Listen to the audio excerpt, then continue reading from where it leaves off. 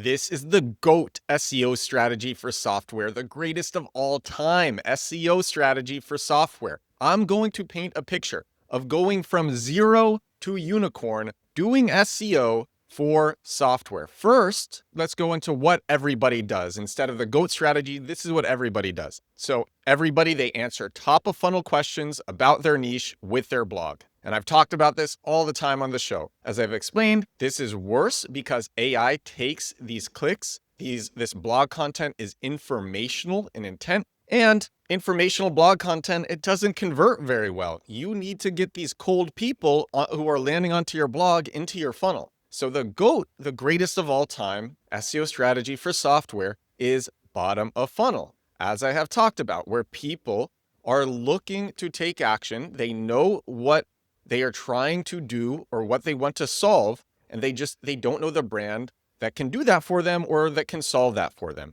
They are looking to take action. And so you make pages targeting these terms where people are searching, trying to do something or trying to solve something. All right, so now software. Here's the thing. Most software can do way more than founders realize. Most software can satisfy way more use cases. In fact, and if you've ever made software before, you probably know this, founders have a very narrow use case, and the longer you operate, the more you find that people are using your software for something you didn't originally intend. You see that all the time. Twitch, I believe Twitch started, everyone knows Twitch. So it was first Justin.tv, which was a streaming platform. I'm not sure if it's still operational. I don't think it is, could be, I haven't checked. But anyway, people were using Justin.tv to stream themselves playing video games. And I believe this is the story. And one of the co-founders for Justin.tv asked these people,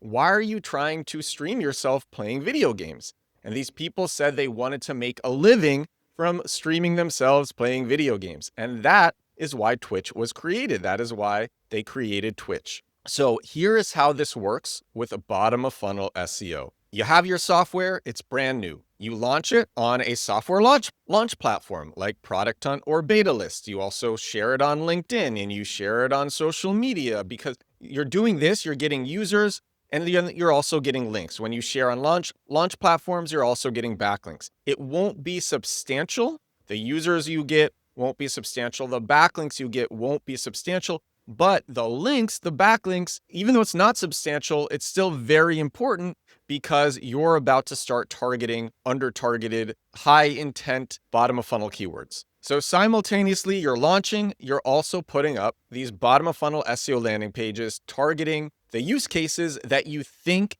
your product will satisfy. You don't know all the use cases that you think your product will satisfy. You're trying to find them, and you're putting up pages targeting anything that you believe your product will satisfy, any use case you believe your product will satisfy. So very likely the users from your launches will die off. But again, you got these links. And these bottom of funnel SEO landing pages, they're easy to rank for because, like I said, bottom of funnel, very non-competitive. When you are targeting use cases like this, they're niche use cases. So it's non-competitive, but the people who are landing on these SEO landing pages, they are high intent. And now you are getting users from these pages, and something funny happens. There will be some people who land on these pages, they don't immediately become users, or they do, but it's not for them, or maybe they think it could be for them, but they found your page, and so they ask you, they use a contact form on your site, and they ask, can your software do this? Can it do X, Y, and Z? The use case isn't exactly what they're looking for, but it's close.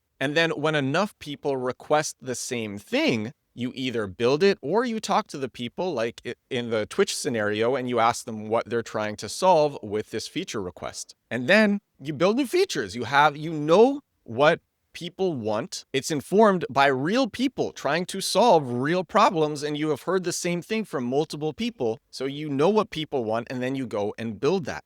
And now you have more features to do bottom of funnel SEO with. So you put up more bottom of funnel SEO landing pages. You are satisfying more use cases. You are also getting more engagement, which is a ranking signal in itself, but also you're getting more backlinks. And then you're getting more requests for new features. And so you grow like that. And it's pretty obvious then how that scales, how that feedback loop scales. And throughout all of this, you're reinvesting into other marketing channels. So you're growing everywhere. You're reinvesting into social. You're reinvesting into email. You're retargeting the people who land on your bottom of funnel SEO landing pages using ads because you know that they're warm. They came to your page, they bounced, but you can retarget them. You are putting up, like I said, more bottom of funnel SEO landing pages targeting new use cases. And as you're growing, you can also target more high traffic, competitive bottom of funnel keywords because you have more engagement and you have more links. And so there you go. That is realistically how this happens. Now,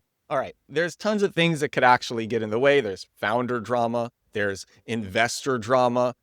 Don't take investors if you don't need to. It could be a natural disaster, something crazy. But this strategy, it keeps the high intent users coming so that because they just keep coming to your pages, these pages tend to rank for a very long time because they're so under targeted. So these high intent users keep coming, and then you can keep iterating off them and finding out what works. You can also test different growth hacks, like you can make an aspect of the software shareable so that it's more viral. But yeah, that's the basic 0 to 100 of it. I really think that is the best. And not enough people do that. Everyone's trying to do SEO with their blogs. If you want to learn how to do this type of bottom of funnel search engine optimization, I have a course dedicated entirely to finding these high intent overlooked keywords, targeting them, and ranking on Google and AI for them. There's also a link building section in it, which shows how to get easy, valuable links, more so than just product hunt or beta list. In fact, this is a testimonial that I just got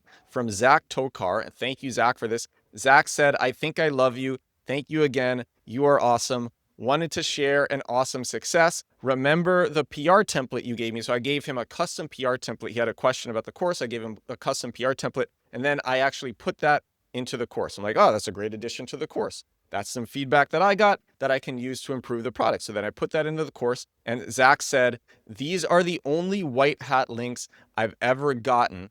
And they were so much more affordable and high quality than all the junk I've ever paid for. Literally, this more than paid for the class itself 3 times over." Thank you again, Zach, for that. This is episode 739 of my daily digital marketing podcast. 739 days in a row doing this crazy show. Thank you so much for watching. Thank you so much for listening. For all the software founders out there, I wish you the best. You're going to kill it. And I will talk to you again tomorrow. Bye now.